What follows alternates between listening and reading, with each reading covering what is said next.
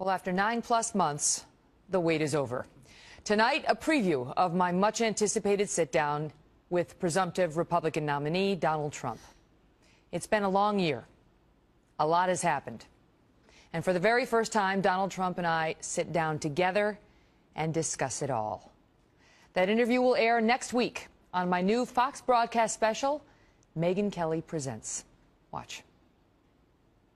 You seem to stay angry for months. Yeah.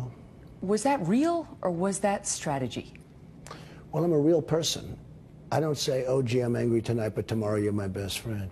See, I do have a theory that, when somebody does it, and this could happen again with us. I mean, it could be even doing this particular interview. I have great respect for you that you were able to call me and say, let's get together and let's talk. To me, I would not have done that. I don't say that as as a positive. I think it's a negative for me.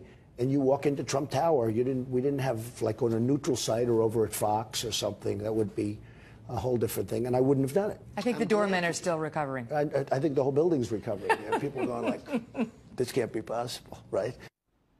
You can see the interview in my big Fox special. It's Tuesday, May 17th at 8 o'clock on your local Fox station. For the very first time, Donald Trump and I sit down together and discuss it all. That interview will air next week on my new Fox broadcast special, Megyn Kelly Presents. Watch. As a positive, I think it's a negative for me.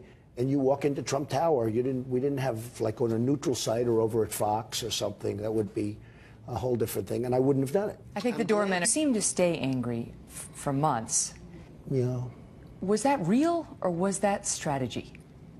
Well, I'm a real person. I don't say, oh, gee, I'm angry tonight, but tomorrow you're my best friend. See, I do have a theory that... Well, after 9+ months, the wait is over. Tonight, a preview of my much-anticipated sit-down with presumptive Republican nominee Donald Trump. It's been a long year. A lot has happened.